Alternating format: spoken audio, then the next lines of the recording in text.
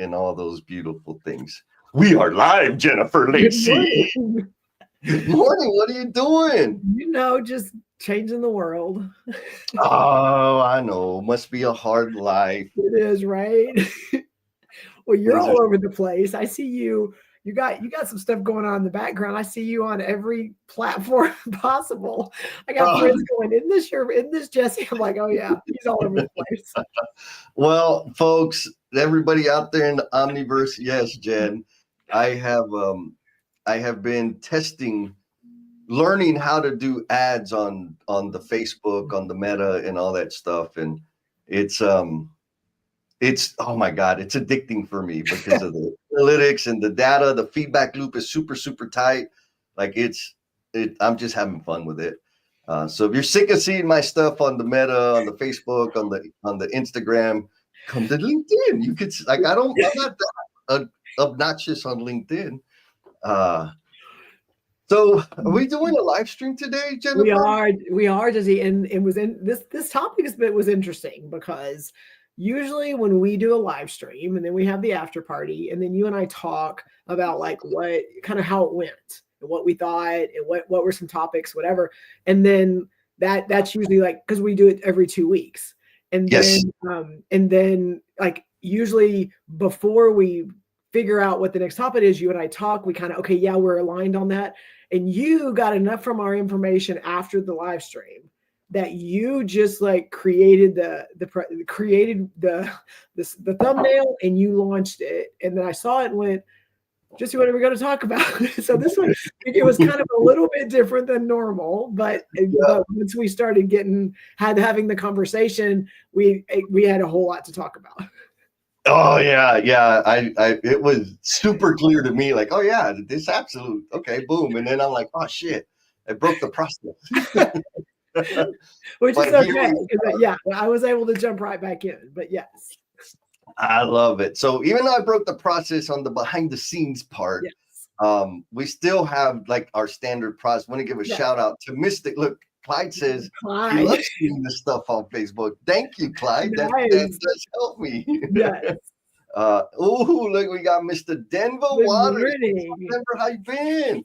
Haven't seen you in a while. Things are beautiful in your world. Hopefully we see him in Arlington. Arlington, yes, both of you, Clyde, Denver, y'all need to be coming to Arlington. Yes. We're going to be looking for you out there. Yes.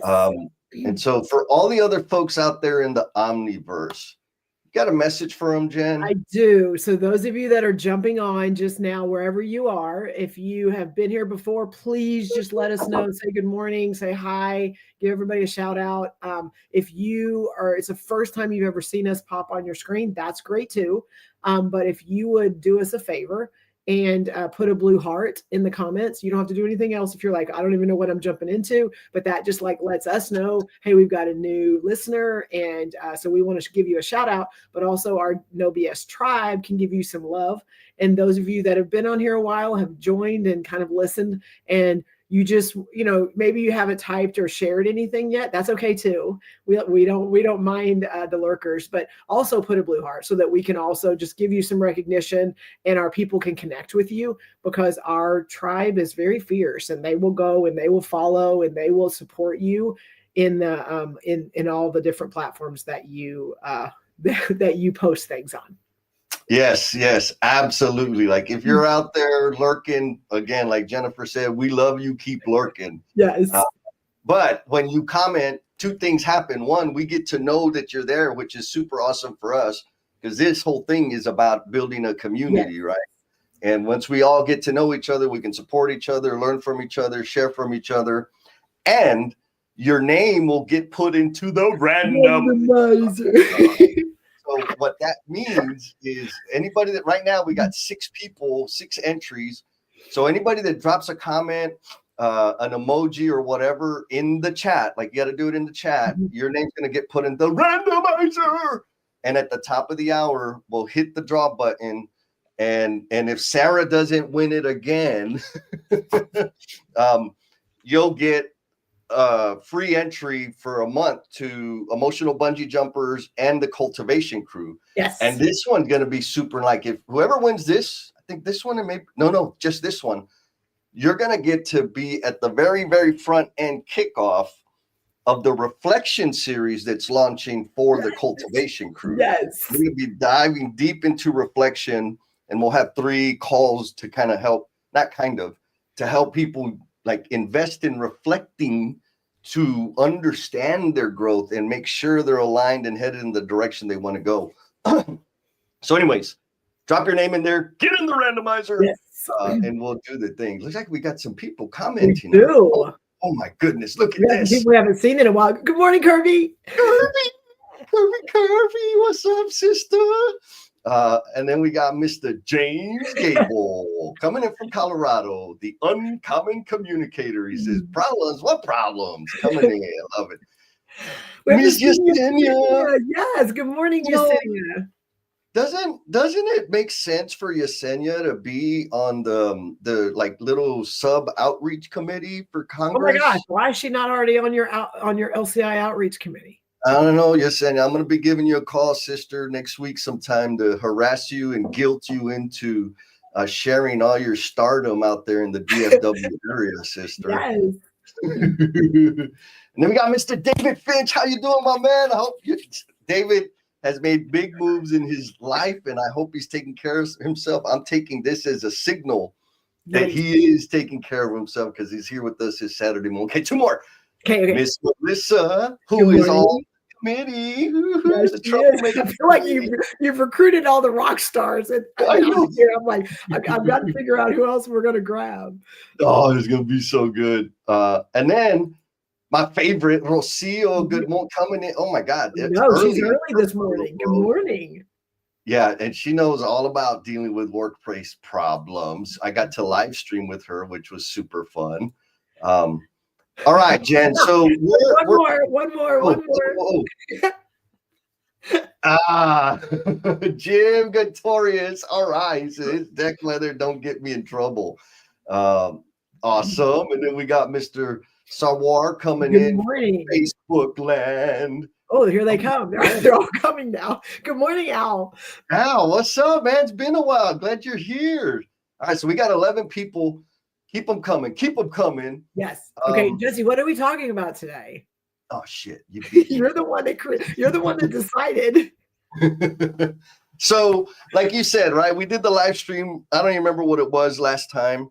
And we were talking about like, okay, you did the brainstorm, and then what are the different stuff? And we teased that apart, right? We did it. Yeah. So, anybody out there, like, if you want like real details, actionable, tactical things to like do or add to your facilitation game, that video is packed with it. Yeah. And just so y'all know how credible it is, it was all Jennifer's insights, not mine, because Jennifer's like master facilitator, right?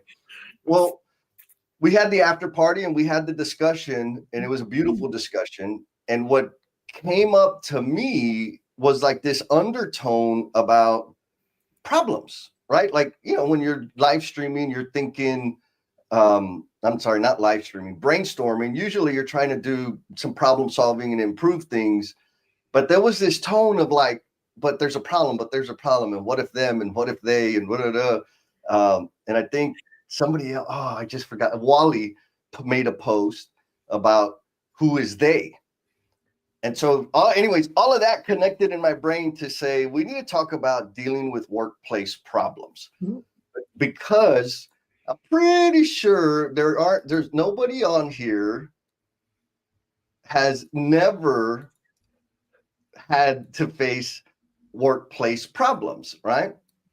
And so the issue is that it's like, okay, we have workplace problems. I think everybody sees them in the workplace everywhere we go. It doesn't even have to be work, it be anywhere. But how do you deal with them, right? And how do we address them? And so that was kind of the point of this conversation. And so let me just throw this one question out. Do it. Because this came straight from Jennifer land. And maybe I get a little clearer for the tribe out there. Like, do you do something about it, or do you just cry about it? That's the question, right? And so here we go. Jesse, before you do that, can you just let people know if they are having problems on LinkedIn that they can go to YouTube. And it seems like sometimes we have issues. So just real quick. Yeah. So folks, if LinkedIn is glitchy and clicking in and out, go to YouTube and click on No BS with Jen and Jess, or type in No BS with Jen and Jess, and you'll find the YouTube channel. You can go watch it on YouTube. It's not as glitchy as LinkedIn can be. And so here's the question that I'd love for the tribe to think about. And then I'm going to ask you, Jen, like, where did this come from, right? Yes. For the question for the Omniverse, are you building a better culture or just benefiting from someone else who is? So backstory, Jen, please. Yeah, so we were talking about they, and that's not my problem, that's their problem, or that's not something that I'm responsible for. So that was kind of like some of our conversation, and then it just got me thinking, mainly because of my role. My role within a company is very much tied to the culture of the company, and it's also a very big company. And so for me, I could do the things that that are my job, and I can be responsible for that. And then I could also go, well, that's not my problem. That's someone else's problem. And so for me, am I contributing to something that is going to help the overall goal or whatever we're trying to accomplish? Or am I in my own little pocket here going, this is all I'm responsible for, and whatever happens out there is that's not mine. I don't have to worry about that. And I should not be held accountable to those things. And there's people that are out there, and that's how they live, and that's what they do. And I'm not going to say that that's wrong or right, except that's not the way we show up. We don't show up as that. I'm keeping everything at arm's length because that's not mine. I feel like if we've realized we're better together, and if we take on some of those things that maybe, I'm trying to think how to say this the right way. Say it. No, I want to say it to where it really resonates and helps people understand. Is if someone else, are you riding the coattails of someone else? Ooh. Are you just kind of skating and just like water skiing around and letting things be where they are with no extra effort on your part? Because why should I have to do something else when maybe, someone else is doing it anyway, and I can just tag along with them. And there are a lot of people we know that do that. But I feel like most of us lead from the front. And when you're leading from the front, there's nothing else in front of you to grab onto. There's nothing else in front of you to go, oh, I'm just going to ride this out and see what happens. So there's people that lead from the front, and we're not leaving people, but we're kind of like helping pave the way. Or there's people in the back that are like, I'm just going to wait. I'm going to kind of sit back. I'm going to float around. I'm going to see how this goes. And then I'll just kind of float down that river with everyone else. And those are just two different people, in my opinion. Got it. And so, okay, so here's kind of what I'm taking from that is like, you either contribute or complain. Yes. Okay. All of my words, and that's exactly what I was trying to say. Yes. Well, I had a little extra process time there. And so before I go deeper, I want to give a shout out to some people that I know are all about creating the culture. Yes. Miss Elizabeth Ponce, what's up, sister? I got to see her yesterday. Yeah, we got to hang out with her on the Jumpers call. Miss Leslie, repeat offender. She made it back. Good morning, Miss Leslie. And Al, he's already done the analytics and said, it's because everybody's waking up for winter hibernation. But back to like the idea about, are you contributing or complaining, right? Are you building a better culture or just benefiting from someone else who is? And like culture has been like the super popular thing that everybody's talking about, or that's, we'll just say high density of content on the matter, on the socials and everything else. And I'm going to take a Grinchy stance on this because I hear a lot of people, or I read a lot of stuff about people complaining about culture and working code, like culture eats strategy for bread. Like, I believe in it. Like, don't get me wrong, y'all. I completely understand the value of culture. Part of the work that I do is help people establish a culture where people learn and grow, right?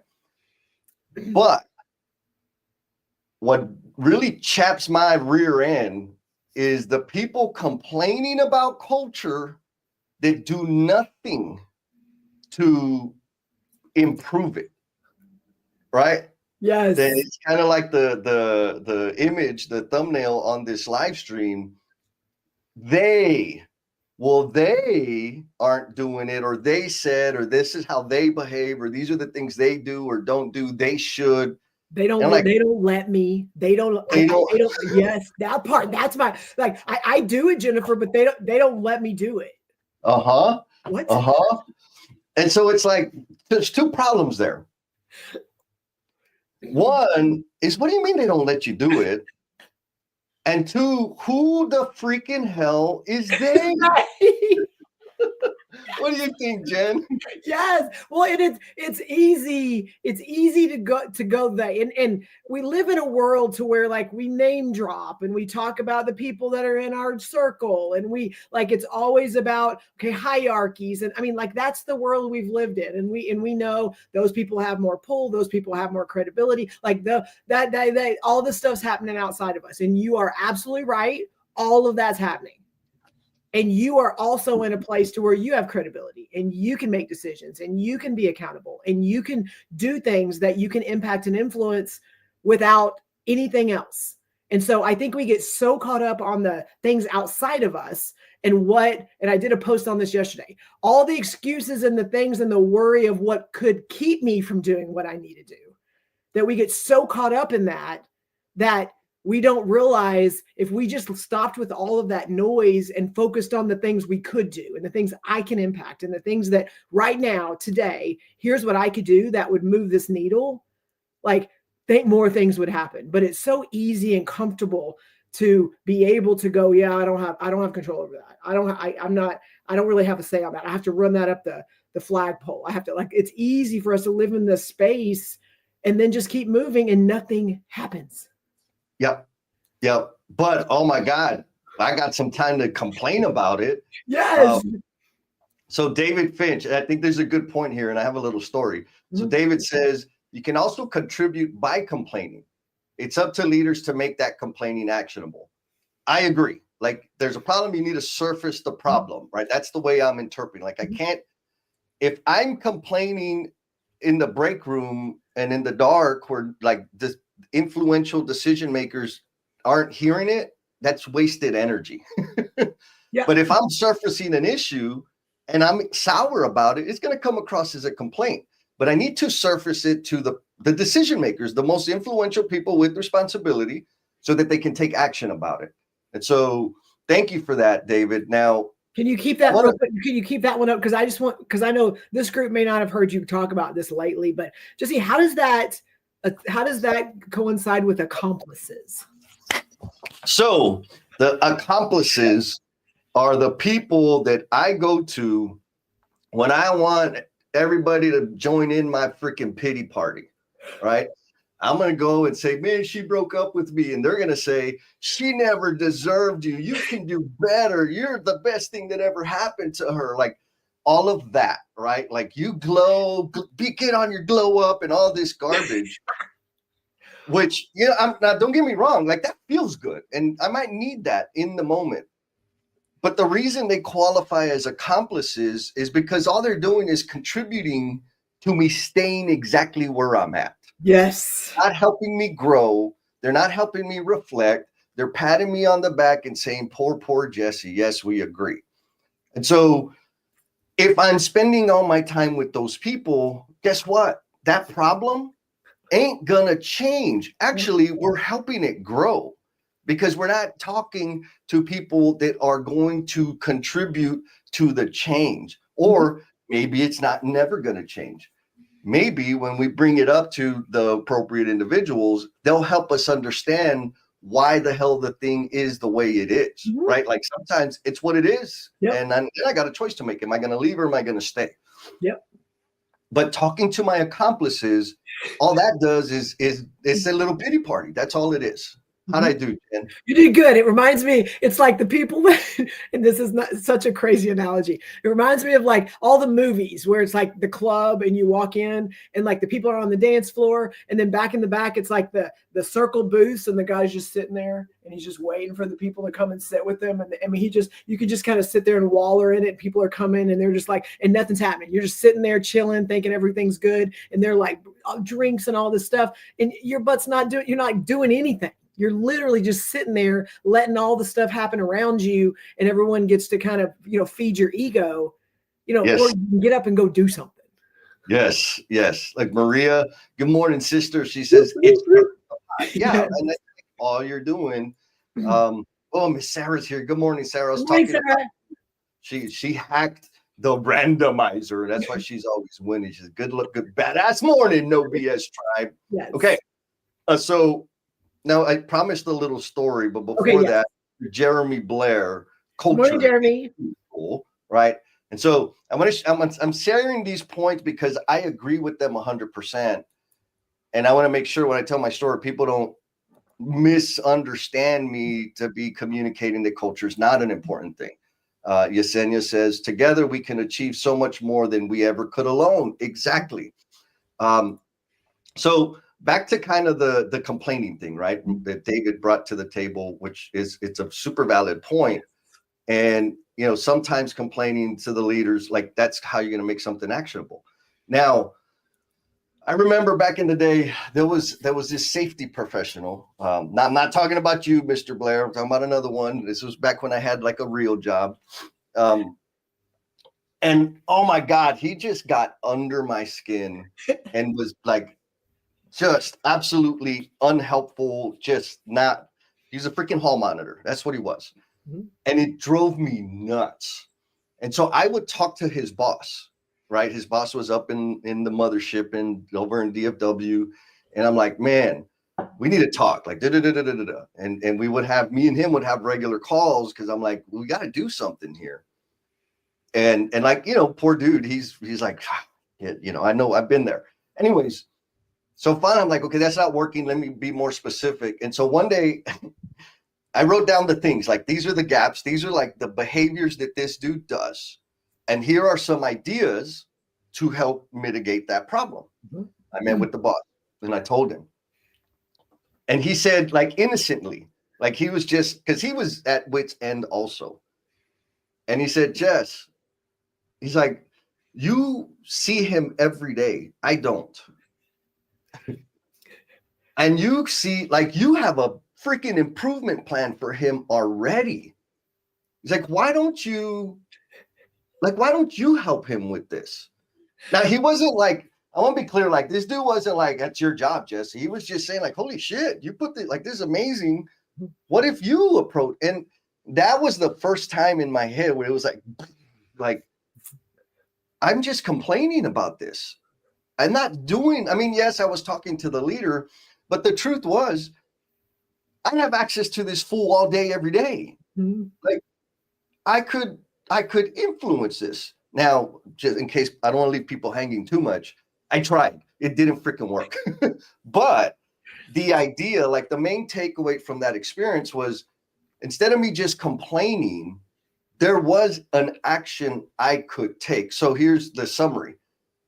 When and if you identify a problem, do you do something about it? Or do you stand there and say, there's a fire, there's fires? Or do you get a freaking extinguisher and put the damn fire out? What do you think about that, Jen? Well, I do, Jesse. I love that analogy, one, because we're really good at firefighting. We're really good at putting things out. I also want to go and just weave in another thought is we're also so good at firefighting that we take on problems and we take on things that aren't ours. And again, I know with emotional bungee jumpers, we dig into this all the time, but I want to kind of make the point that sometimes, many times, we will go in, whether we're trying to solve a problem, whether we're trying to make something better, and we will take on a problem that's not ours. And so on the other side of that, like one is pointing and complaining and all that, but if we're on the receiving end of that, if we're in we have a lot of leaders that are on our call and that kind of hang out in our tribe. So we have leaders that are on the receiving end of a lot of these things. And we go, oh, well, I'll just take that, or I'll fix that. Like your boss could have gone, I'll take care of that for you. And then how is that going to help you? So it's like we're really good at taking on problems that aren't ours. So again, there's some skill going on in here that you and I help cultivate a little bit, but there are skills on how do you help contribute? How do you help serve, but not completely take something away from somebody and enable them to where they're not growing and getting better? Oh, you just said the perfect word, right? Are you helping? Are you enabling?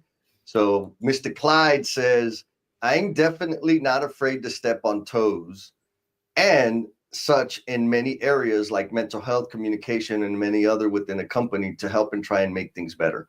And so I'm going to say this because I know there's probably some young, ambitious go-getters out there. They're like, yeah, you're saying all this hot shit, Jess, but you don't understand. Like, I have a lot of bosses. It's not that easy, right? Like, it's not easy. I agree. It is hard. Are you going to offend people? Yes. Right. Well, let me say it this way. Have I offended people? Yes. Have I put my career, right? My career trajectory on the line? Yes. Right. Have I pissed off the wrong people? Absolutely.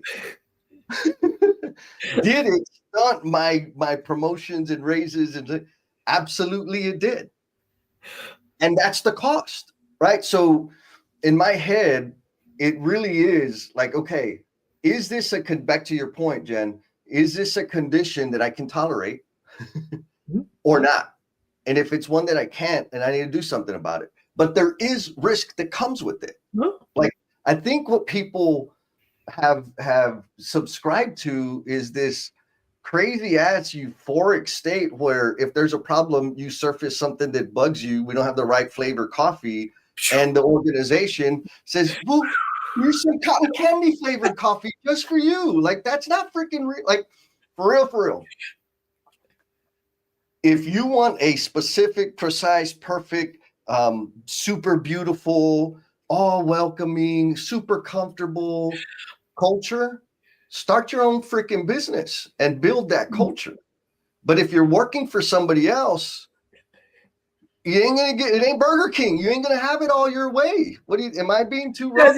No, you are so aligned 100%. And I think what I've realized is, and what visually goes into my mind is I just need to walk around with pockets full of glitter.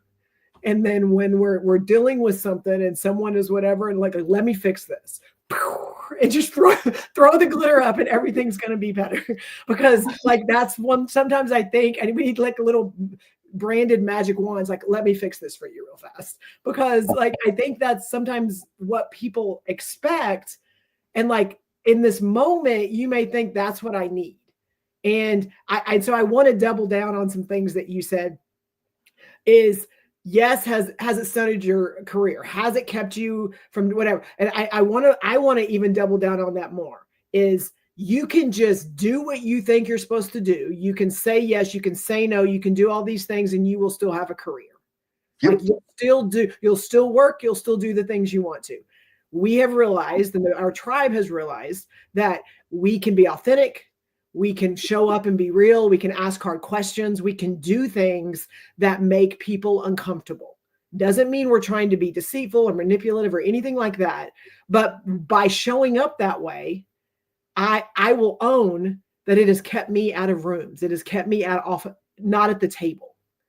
And I had to make a decision on, do I continue to show up this way because I believe in it? Or do I adjust my behavior based on what I'm trying to achieve? Yep. And what I have realized is in the moment, it may not be what you want, or you may not like it if you're aiming for something over here and then you make adjustments. Or what I've also realized is if I just continue to show up and be consistent in the way that I interact with people, and I'm authentic, and I have real conversations and ask really good questions, I eventually get in the room and I don't have to filter anything I say, which is really awesome. Yes, yes. Well, look, Maria, like she's like, yes, girl. If speaking the truth means I lose the job, friends, or whatever, then it wasn't for me on my path, right? Like it's that. Does it take some courage? Yes. Does it take a little nutty, crazy kind of nuts up here? Yes. But back to your point, you can comply, you can conform, and you will advance. Yes. Actually, that's the best recipe. Comply, conform, compromise. You will advance. People will like you. You'll be invited to all the things. But are you going to be happy? Right. Are you going to be fulfilled? Are you going to be content? And you're going to advance down paths that are old paths that everybody has been down. Yes. And there's nothing wrong with that. No. Nothing, absolutely nothing wrong with that. But are you going to be fulfilled? Are you going to be happy? Right? Like for me, it's just that like, yeah, I could go down that path, but everybody else has been down that path. I don't want to do that too. And no, I'm not going to be happy. And so I'm going to speak up and I'm going to say the things and it's going to slow down my trajectory. But guess what? My path, girl, it's like it's an adventure, right? Like it's amazing. All right. Oh man, this is fun. Okay, so I'm going to put a question up here that kind of ties back to what you were saying around like, there's a lot of things and you can't pick them up. Okay. Right. And so have you seen a problem, knew how to help and chose not to? And so this one is for the tribe out there. And Sarah kind of already kind of knew. I swear she's got a hack into our stuff. So tribe, everybody out there in the Omniverse, and actually got a reminder. Right now we have 18 entries into the random. Yeah, that's freaking awesome. Yeah, so what that means, folks, if you're out there and this is resonating with you, drop some thumbs in the chat or let us know what you're thinking, ask a question or challenge. If you think I'm full of it, like you're not the first one. Let us know in the comments and that'll get you in the randomizer so that you can win a seat for emotional bungee jumpers and the cultivation crew here in the next few weeks. All right. So Sarah says, the higher up you are, the more you have to be selective. If you are looking to elevate in your career, show how you can take care of the issue yourself. So, Jen, what do you think about Sarah's comment and the question, right? Like, have you seen a problem, knew how to help, and chose not to? So here's where I'm at with this conversation, with this specific question is we've all lived in the world of don't bring me problems, bring me solutions. We've all lived in those spaces to where it's like, don't come to me if you don't already have this figured out.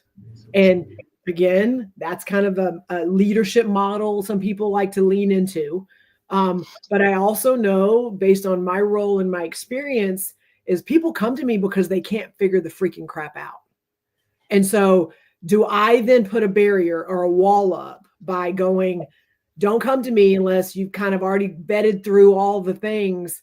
And so for me, if I see a problem, there's most of the time, and this because of the way my brain works, I probably have an idea of how we can figure it out and do it. And there's times where I've leaned in to do that, to help a team, to help a whatever. And I've also saw on the other side of that I was the answer. And what I've throughout my growth and what I'm doing now, I have learned that sometimes my contribution is just asking questions. And for me, that is, if I see it, I know in my brain, like, oh, I know exactly what they need to do. How am I helping them grow and evolve? If I'm just going in saying, here's the answer. Let me take it. Let me take care of this for you so that it's better. And I can do that and I will get recognized and people will see my value. But I also know I am not helping that person. I am not helping them grow. I'm not helping them evolve. And the more that I can engage with people, and Jeremy's a great example. He is a rock star on his job. He does a lot of really cool things and he shares them with me. And he's like, what about this, whatever. And he'll ask me questions and I'll ask him questions and to support him. But me doing it isn't going to help him or his team on their next job and things like that. So I very much lean into, yes, I can answer it. Yes, I can fix it. And sometimes it's quicker, and sometimes I've already done it 10 times.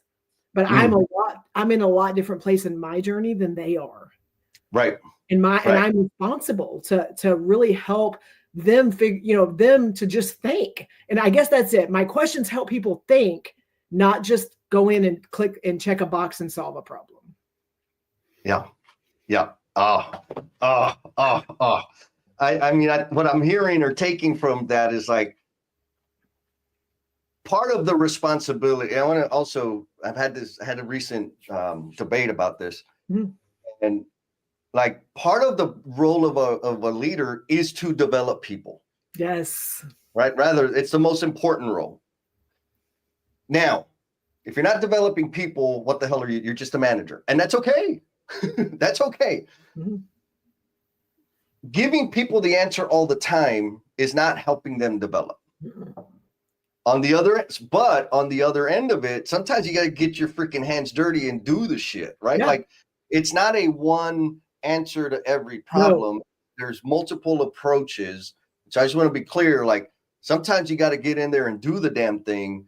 And sometimes you got to say, let me ask some questions and help you get there. Yeah, getting in the middle. Absolutely. Getting in the middle of it. I'm not, and if that's the way it came across, no, like, I'm just going to stay out of this. But it's sometimes you have to be in the middle, and that doesn't mean you're solving the problem.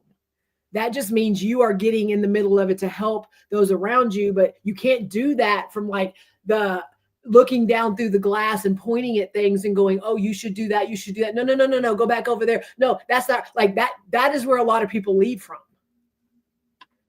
Yes. Oh my God. Look, I don't know what you said, Jim, but you just lit up the chat. So Yesenia says, what you're saying is don't solutionize. Yes, girl. Yes. Oh my God. I missed that. Oh man. Okay, so let's go to the chat. Yeah. Sarah, nobody wants to hear my story. That I said I'm going to tell a story. I know, and everybody blew it up. Sarah says that helping them, it's funny to watch people squirm about what that means for them. Agreed 100%. Sometimes they have to get direct with people, and that can be uncomfortable. Oh, totally. Right? Like being direct, it's not as uncomfortable for me now. But when like early on, like, whoo, I'm like, oh shit. Now it's like, oh, there it goes. And then I only time, like, the indicator for me when I've been maybe a little abrasive on my directness is after I see it on people's face. I'm like, oh shit, oops, I went a little hard on that one. Well, and that's a place, Jesse, that I think people, if you are on, and this is something that it's almost a cheat code. If you are trying to grow in your career and you're trying to grow in your path, your adventure, your journey, whatever it is, like, figure out a place that you can be, that you are getting reps on having uncomfortable conversations and dealing with conflict, very neutral, no emotion, no, wrong, right, indifferent, like reps of constantly being the person. Like right now, I find myself in a group and it's like, okay, we need to respond this way, or we need to talk to this person. And they just sit there and I'm like, well, I'll do it. They're like, okay, that would be great. Like literally by getting reps and putting yourself in that spot, you're the person that's going to be able to go and have these. And once you do that over and over, it's like you have a superpower now that other people do not have. Yes. Oh, okay. So we got to do shout. Like, my goodness. So, yes. Boss, what's up? How you doing? You made it in. Got the blue heart, so you already know. Attack. Yes. Swarm, my boss. Maria, where I lost her. There she says. She says sometimes people come to me to talk it out and get ideas, but doing something is not in my purview. I'm plugged because she said it. Yeah. And I agree, right? Like sometimes it's not in your wheelhouse. And so that kind of takes us back to the question, right? Have you ever seen a problem, knew how to help, and chose not to? Which again, if I ever get through the comments, I'll tell my story. But Craig is dropping wisdom, right? Sometimes when the person like makes it like they feel like it's their idea, the implementation happens much better. You just took my magic. What are you talking about, Craig? Right. That's all I do. Yeah. Like the only adjustment I would make to that is not feels. Yeah. When the person has contributed to the Yes. idea. Yes. There now we got contribution and commitment. Yes. Right? Like if I'm telling them what to do, all I'm going to get is compliance. Mm-hmm. Oh. And I like to confuse that with buy-in. It's not the same thing. Say it again. Say it again. That was a good one. Say all that again. So when people contribute to the idea, when we give them the space to surface the issue, to point out the problems, to give their ideas, that is contributing to the problem solving, the idea, the initiative, whatever it is. And so creating that, and if you want to learn how to do that, go watch our last live stream because Jen gave all the secrets. Now people have contributed to the idea. The outcome, one of the beautiful fruits of that is buy-in, right? Like they have contributed to the thing. It may not come out exactly the way they wanted, but they've invested, and the decision makers took their energy to inform the next step. Mm-hmm. And so now when we take that next step, we have the elusive buy-in. Mm-hmm. What we like to do as leaders is tell people what they need to do and what the next step is. Mm-hmm. And they're going to do it, most likely, unless it's me, right? And that is compliance. Mm-hmm. That is not contribution and buy-in. And compliance is weak sauce. Mm-hmm. But we leaders confuse compliance with buy-in. And I stole this from one Jackson, one of your superintendents here in San Antonio. I don't want buy-in, I want trust. Like, ooh, right? And so I think that's like I want trust. I don't want compliance. Mm-hmm. I'll take compliance because it's necessary, but I want everything you got, not just your fear of negative consequences. Yes, Jesse, amazing. And while you're talking, literally like 5 more amazing, they're like blowing you up right now. Oh my God, I'm gonna have to come back to that. And we got, you know what? Here's what I'm gonna do. We got some really good questions. I don't want to ignore the question. Folks, not ignoring, it's just, I love it. The chat, we got 22 people in the randomizer. And so Miss Demetria, who's also on the troublemaking crew. And she is a baller. Like she is next level.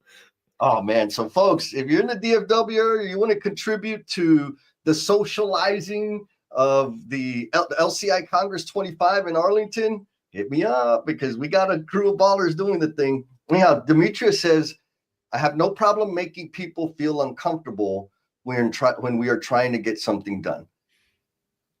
That's the burden, right? That's one of the burdens of leadership. Like you got to be okay with it. You got to be okay with, rubbing some feathers and pissing people off, losing favor with people. Like it's part of the deal. It's calling people out when things aren't right. And I think Denise is really good at self-advocating, but also advocating for the people that she represents. And that's another and as a leader, that is what you do. You advocate not just for yourself, but for the people that you lead. And I think when you're in a place where it's uncomfortable, but I'm going to do it because it's right and because this is what my role is. I think sometimes but this is how it's going to impact me. But if you are leading and you're responsible for other people, that's also something that you've got to make sure that you're helping and that you're not just leaving them behind. Yes.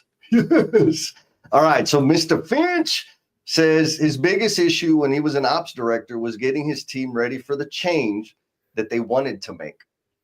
When he worked to get buy-in from the owners and went to implement, all of a sudden change was too much. So I'm just going to cut to the chase on this one. And Maria kind of alluded to it, right? Like if you're in a situation, and there's another question that this leads to another question. And it just like the conditions are not set for growth and change and all of these beautiful things. Freaking leave. like, I don't know, leave. Like you don't have to, or stay and know that the change that you want to see is going to take 5 to 10 years longer than what you thought it was. And if that's okay with you, stay there and make it happen. But if it's not okay with you, get your ass out of there, go somewhere else. What do you think, Jen? Well, I completely agree, and I say this with change like I say it with lean, because we live in a lean space. Yep. If your plan is to do change to people, then you're going to get resistance. You're going to get people that are not bought in. You're going to get people that are going to make it harder for you. Mm-hmm. And so again, for someone that's 10, 11 years into a journey trying to change things, like if I did not allow the people to be part of the change, and they were the ones that were going to have to help lead it, and it wasn't just me leading change and telling them what change we were going to do, it would have been a lot harder road. It wasn't easy, but by getting people bought into the why and the how and their role in it, it was a different conversation than me coming, thou shalt do these things now because it's a better way. And they're having success and they're making money and they're meeting their schedules and they're doing everything that we've asked them to do, but we have a better way. Like when that's how you're doing change, you're going to run into so many people that are just like, well, I'm not going to do that. And then that's going to make your job harder. So make them part of what that change looks like. Yes. Honor what they have contributed up to now, because they absolutely have. All right, folks, I'm getting a lot of messages here. Jen, with all of your wisdom, I think has fried LinkedIn. So everybody's jumping over to the YouTube. Okay. I don't know. I have no control over LinkedIn. But folks, if you're having an issue out there, we're on Facebook and we're on YouTube. And now I'll make sure I post the link to the YouTube so you can watch the replay if whatever. But anyways, so we got a question. Mr. Ernest says, do you believe that only experts can make contributions, or that someone's contribution is limited to their degree of professional expertise? What do you think, Jen? Well, I think everybody can contribute. And that, like, I lean into it. It depends on the problem and it depends on what we're trying to accomplish. And obviously you and I talk a lot about body of work and like what is their body of work? What is their experience to be able to bring value? But I also know that I speak to a lot of levels of people, like whether they're entry level, whether they're leadership. And what I've learned is across the board, people have not been given the opportunity to contribute. And because they haven't, they're either not contributing or they don't feel that they have any value to contribute.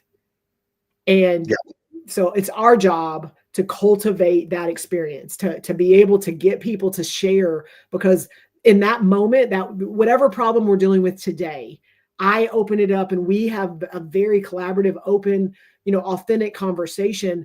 That person may not be able to contribute to that conversation, or they may not have something that's going to move this one forward. But if you're creating that environment and you're fostering those behaviors, they're then going to be able to reach out the next time, or they're going to have something and they're going to be thinking about what that looks like in the next interaction. So by doing that, in my mind, by creating that environment, everyone can contribute, even if it's just like in their mind, however that, whatever it is with their role or their experience. But right now we've got people coming out of college with AI and things like that there's people in our industry that they don't even have the knowledge that they're learning right now. So one, what is the problem? What are we trying to do? But two, do not discount anybody. 10-4. I love it. So thank you for that, Jen. And I'm going to answer Ernest, that's my brother. He's awesome. Thanks for being here. I'm going to say this to that question, right? Like only experts or limited to the degree of their professional expertise. I am living proof that no, the answer is no. Do I believe that only experts can make contributions? Hell no. Because I am living proof that it's a matter of like, and this took a lot of years for me to get to. I used to raise hell. There's a problem. Y'all are doing it wrong. And I didn't get anywhere. When I started tweet it have evolved to this. How can I become a trusted resource for the group, for the decision makers, the leaders? How can I become a trusted resource for them without credentials, without degrees, without all the other bullshit, right? And I know it's probably, well, yeah, but you've been doing this for a long time. No. When I left the trade from subcontractor role into the general contractor world, it was a huge, huge leap. I had zero credibility in the GC space to be influencing people's thoughts, decision making, etc. But I managed to do it, and I've been able to do that. And like I did it in a very immature and messy way when I was younger. Now, no, I don't think you have to. Does it help with some people? Yes, right. The credentials and all that crap. For some people, they absolutely need that. And if you don't have it, they're going to dismiss you. Guess what? I just don't play with those people. For other people, we're not in. Right, those are circles we don't run in. And that's like, you don't have to. But there are other people that just want help and understand other human beings can contribute to their path. I need to do the work to help people understand that I have something for them, that I have a nugget for them. And figuring out how to do that, smoothly is the work. Like that's the practice it takes. So summary to the question, no, I don't think you need to have it. I think in some circles, rather, I'll say it this way. I know there was in some circles, if you have all the credentials, but really can't make shit happen, you'll get by. Because you don't make it, but because you have the credentials. Yep. And that's weak sauce. So it's a messy thing. Well, Jesse, and I want to add that sometimes your only contribution is your willingness to get messy. Ooh, yes. I'll say, because I like that's, you know what? That's probably what at my funeral, that's what people are going to say. Like, that fool didn't do nothing, but at least he was willing to get messy, because that's about all I ever do. Miss Leslie, how are you, Leslie? Yes, good morning. Do not discount anyone. That is a powerful point. I agree. Oh man, the dang thing is the LinkedIn's acting. Anyways, blah blah blah. Back. Focus, Jesse. Focus. And so did you have a story? Did you ever tell your story? No, because people don't want to hear it. That's what I'm seeing. I want to hear it. I do.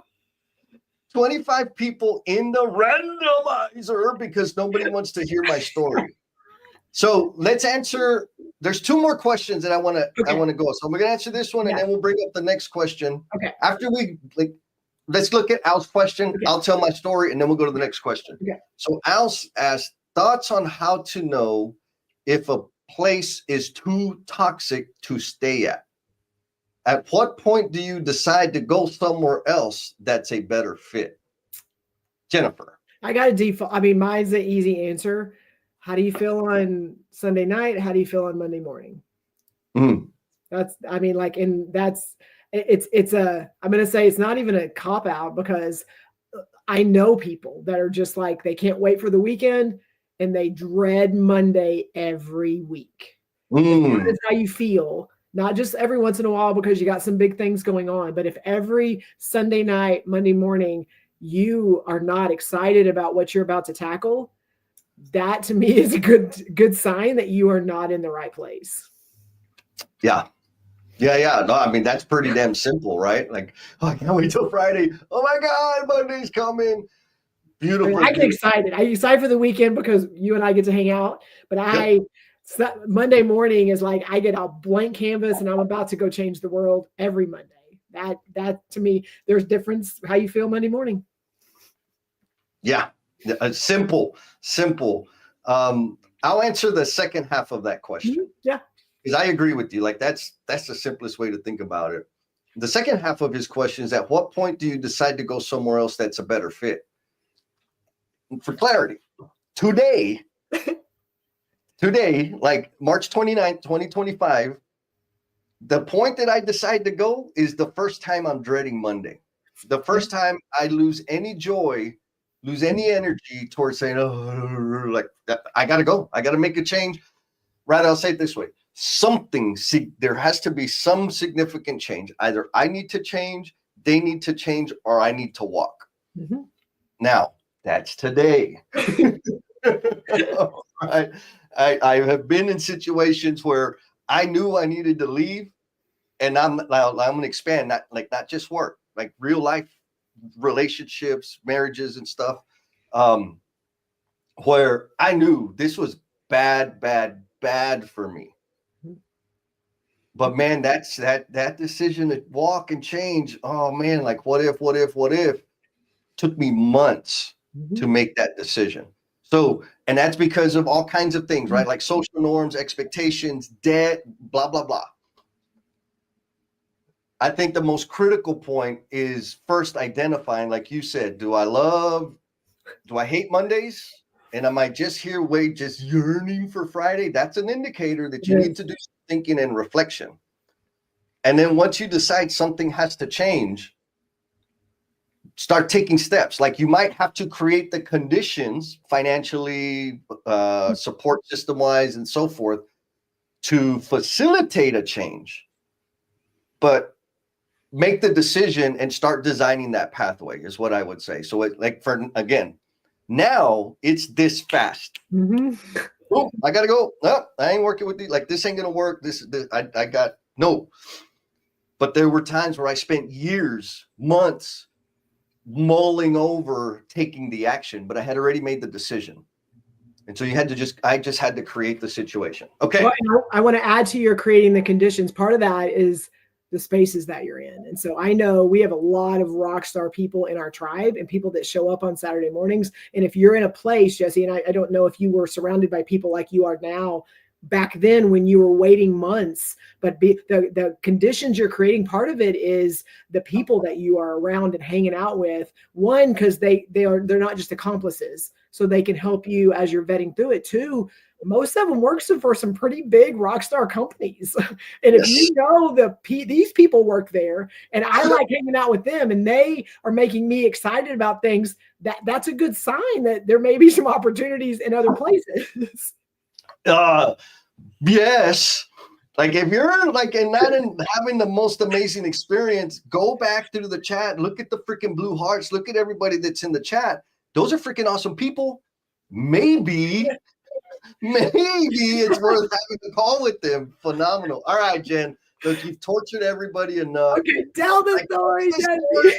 When they hear the story.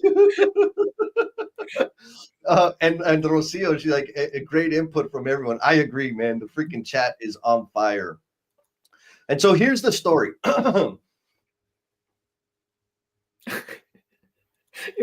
No, I'm joking. I'm joking. I can tell. I'm like, he is not frozen.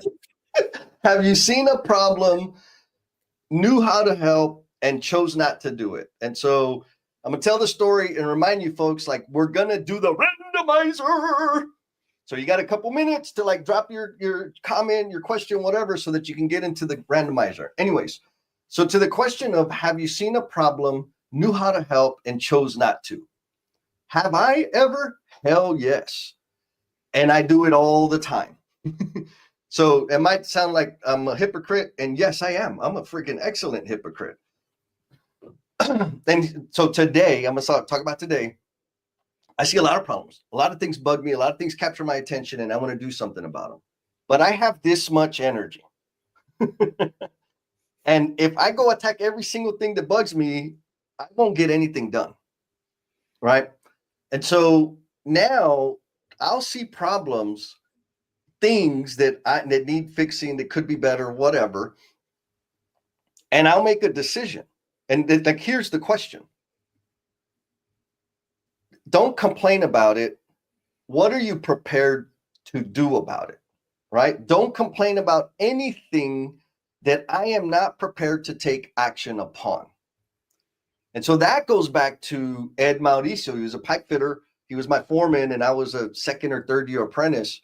And he helped me understand that, right? Don't complain about anything you're not prepared to take action upon. I'm going to say it again, because too many of us complain.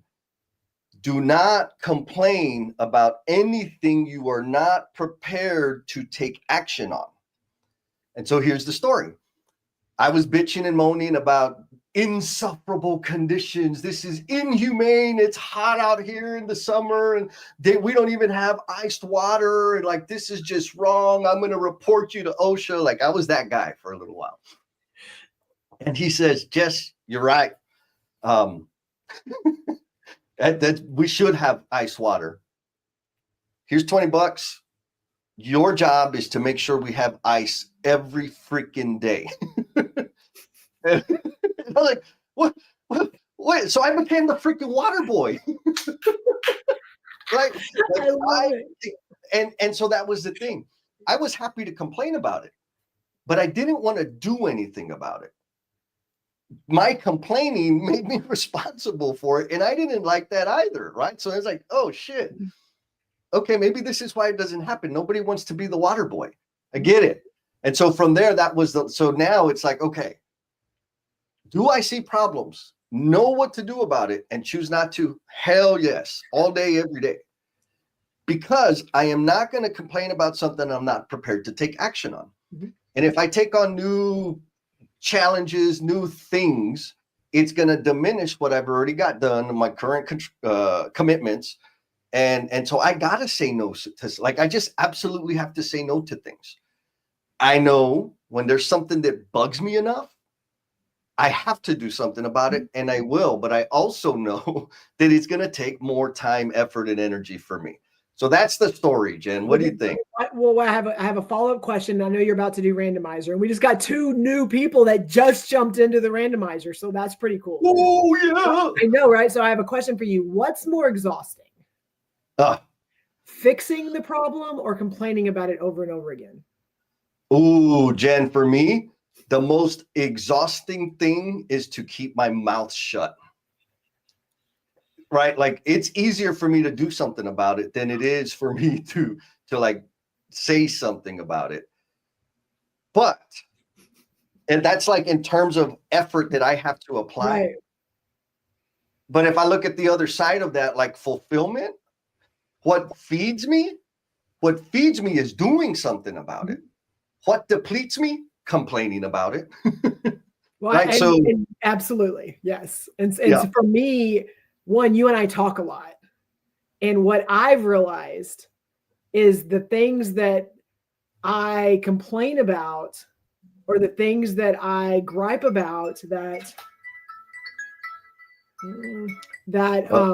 yeah, sorry. People are trying to tag me.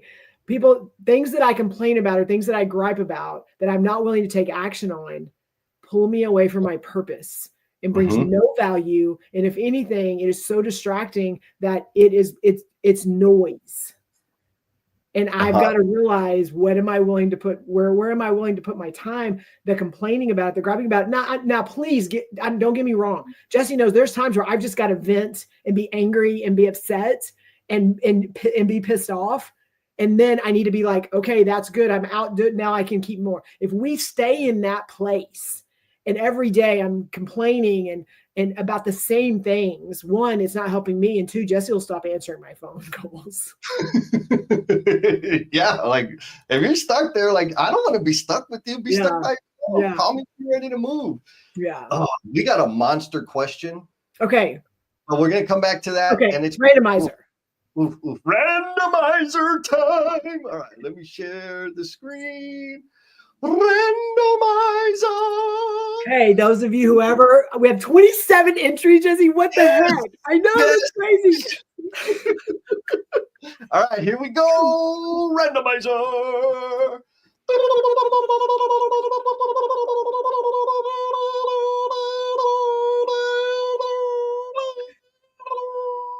Oh, yeah! Nice. We got a new one, Mr. Craig. Congratulations, my friend. I will be sending you a calendar invite. If you're available to make it, please do. And also, like, if you can't make it, you can gift it to somebody, but we'll work through that as we go forward. But this is super awesome. I love this part. Randomizer, folks. If you're mad and you just showed up late and don't understand why your name wasn't in there, it's because you didn't comment. You need to comment to get in the randomizer. All right, Jen. So I'm going to pop this question on the screen. Okay. I want you to attack it so Okay. that I can start sharing the link to the after party. Okay. Okay. Yes. So Mr. Zach Wheeler, ooh, this is big, man. Thank you, Zach. Zach Wheeler asks, why do you think people believe companies, organizations over human beings when they bring up HR issues in a toxic workplace environment? How can we as leaders discern better which is the common denominator? Okay, well, I'm going to give you my response, which is probably, this is not the first time that I have had this conversation nor voiced this, but the way that I look at this, and I know this is a multi-layered question, but yeah, it's a big one. I'm going to talk in the construction space because that's where Jesse and I work, and that's where a lot of my examples come from. Is we have people every day that show up on our job sites, and they have a role, they have something on the schedule that they have to accomplish, they have work they have to put in place, and their companies have to make money, and we have to make money. And every day, their job is to put work in place so that we are moving along on the schedule so that we can deliver a finished product and we can finish the job and everybody makes money. When that is the priority, 100% over the human being, then that's why we have the issues we have right now. And so why do we think companies and organizations over human beings is because the companies and the organizations only will survive by making money. And that, I'm not saying that is right. It is because that is their mindset. But what we forget is we are one person of a group of people that make up that company. And so I think sometimes it's easy to put it to a logo or to a company name or to a company, their executive group, things like that. But what part of it do we own? What part of it are we accountable to? And our roles are different. So sometimes we're higher up in the organization, sometimes we're not. But I know, based on people that are in our chat, Jesse, people that I get to work with every day, they are owning their job. They are owning their role. They are owning the impact they're having on the people next to them. And I know it is not toxic in those environments because they're taking the ownership of it. We may not be able to change something from the top of the company, but how much of it are we taking and going, I can impact this, I can change this? And I think sometimes it's easy to keep it. We have another question I think Jesse's going to throw up before we wrap up today, and we'll probably have to leave it with you. But sometimes it's, well, yeah, but I don't have control over that. I can't change that. And I'm going to call bullshit on that. Because every one of us in the space we're in, every day, whatever our role is, I've had people that come to me, Jennifer, I can't get this to happen. I can't get this person to do this. They won't do the things that you say we need to do. And yeah, that's fine, except what are you doing? What are you doing? How are you showing up? How are you interacting with people? Because if you're not doing it and you're worried about someone else, that's the problem. And so, again, do some self-reflection, do some inventory. And if you are in a place where some of these things are happening and people are looking at you as a leader, then what are you doing? What are you taking ownership of? What are you accountable to? What outcomes are you focused on? Are they the dollars? Are they the ROIs? Are they the things that bottom line, it's on a beautiful chart in front of all the executive group? Or are your people excited to be on a job that you're on? Yes. So here's and I love that you point out, like, this is a multi-layer question, which would be a great conversation to have on the after party. Yes. And I put the link in all the things. So if you're available, folks, jump in the after party. You don't have to show your face. We just get to talk and reflect on what the conversation was like and go deep into stuff like this. And so, Zach, I really appreciate this because it's a big question. Why do you think people believe companies, organizations over human beings when they bring up HR issues? The way I'm interpreting that question is kind of goes back to the title, right? Or the thumbnail. They, right? They, company owners, they, leadership, they, corporate. Who the freaking hell is Jay? They. So I think this is how I'm interpreting the question. I think people Right? I'll say it this way. When I used to use that type of language, it was because I was scared. I didn't want to say Jennifer Lacey is mistreating me. Jennifer Lacey is taking advantage of the crew. I would say leadership needs to do a better job. What the hell does that mean? Like that doesn't mean anything. Like what? Like there's rather, I'll say it this way: you can't really take action on that. And so I think part of it is because people naturally, it's self-preservation. They're not going to say a name. They're not going to call out their boss. They're not going to, have the hard conversation because they're human and those other people are human too. So they're worried about retaliation. They're worried about like consequences down the road. That's one thing. I think that's a natural thing because we're human. The other thing is there's this whole thing about like being polite and professional behavior. And I mean, I know you've been there. I've been in situations or worked with teams where they were so freaking polite that I had no idea they were speaking a different language. Like I hear the mouth noise, but I don't understand what the hell anybody has said. Like none of this is connecting or making sense at all. Can you please tell me what the hell you need me to do? Like, is there an action here or are we like singing folk songs? Because I don't know what the hell y'all are saying. So I think in terms of like why we talk about the company and the organization and leadership and part of it is self-preservation. The other part is this maladjusted behavior to not hurt people's feelings and be polite and maintain cordial crap. The second question he asks is how can we as leaders discern better which is the common denominator? And I'm again simple. Everybody's contributing to the problem. Everybody, even you are contributing to the problem. That is not the same as blame.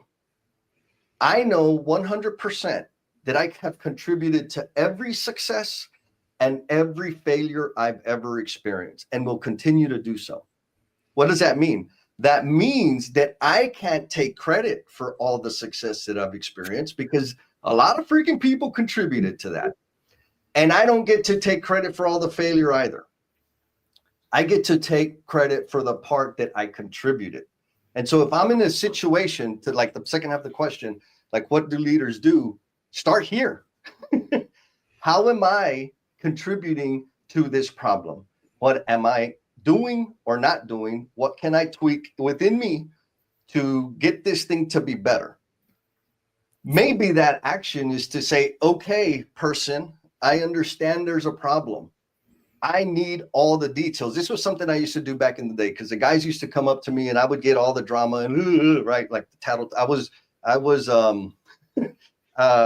Cheesemess Central. Like I would get all the gossip, all the problems, all the issues. And I would be very clear with the guys. I'm like, okay, number one, you're bringing an issue to me. There's a problem on the job, leaders, blah, blah, blah. Okay. Are you venting or are you bringing it to me so I can do something about it? And I had to ask that question because I used to work side by side with these guys. And I would automatically assume that we were buddies and we're just talking shit about the bosses, right? Like that's what you do. But now I had some authority and some influence. So I had to like, wait a minute, are we just talking smack? Or are you bringing this to me because I'm a representative of leadership and I can do something about it? Sometimes like, oh, no, dude, I want you to do nothing. I'm just tired of it. Like, oh, okay, cool. A lot of times they said, yes. I said, okay, good. We're clear. Now, before you go any further, can I use your name when I have an issue or not? What do you think about that, Jen? I love that because it's the layer. It's the layer of removing myself from the problem, but I need you to fix it. Mm-hmm. And then I was super clear. Sometimes they're like, hell no. Like, okay, cool. I need you to know because I can't use your name. I'm going to respect that. I understand. Mm-hmm. It's going to take me way longer to correct or impact the issue than if I could use your name. So understand that I'm going to do what I need to do. It's just going to take, I got to figure it out. Mm-hmm. And it's not that I'm ignoring you. And it's not that nobody cares. It's just the path you've chosen is going to take longer. The other path, if I use your name, is there a risk? Hell yes, but shit's going to happen faster. And so that's the story. I mean, that's my response to the question, Zach. Beautiful, beautiful Yes. question. Leslie says, part 2.